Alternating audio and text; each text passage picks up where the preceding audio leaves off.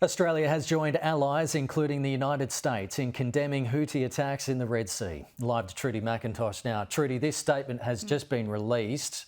What can you tell us?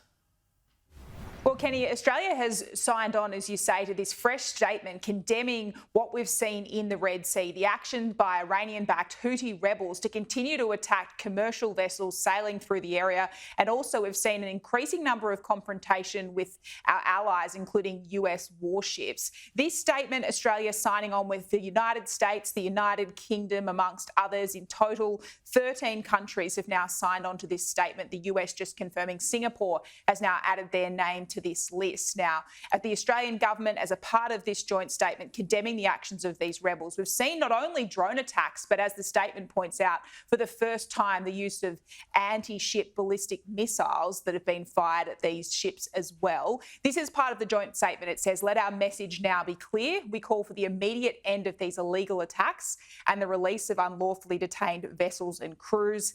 It adds the Houthis will bear the responsibility of the consequences should they continue to threaten lives, the global economy and the free flow of commerce in the region's waterways. Now, while for Australia, most of our trade comes through the South China Sea, this is still a critical waterway for global trade. The numbers here, 15% of global trade goes through the Red Sea. That includes a significant portion of grain and LNG. If that is disrupted, it puts the price up right around the world for crucial goods.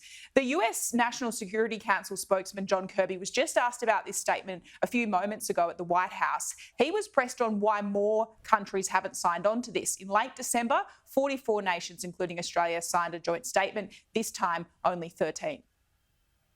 13 other nations signing up to language like that, or 13 total nations, 12 others than us, I think is significant. Other nations can speak for themselves about their decision-making with respect to signing on to public statements. There are, as you know, many nations that are assisting us in Operation Prosperity Guardian in the Red Sea that don't want to be public, that are contributing capabilities, but they don't want it public. As for that military operation just mentioned there by John Kirby, Australia formally didn't take part in sending a warship there. We knew that decision before Christmas, but Australia did send a small handful of our ADF personnel will go to Bahrain and take part in the combined maritime forces there, helping with operations in the Red Sea. Okay, Trudy, thanks for that.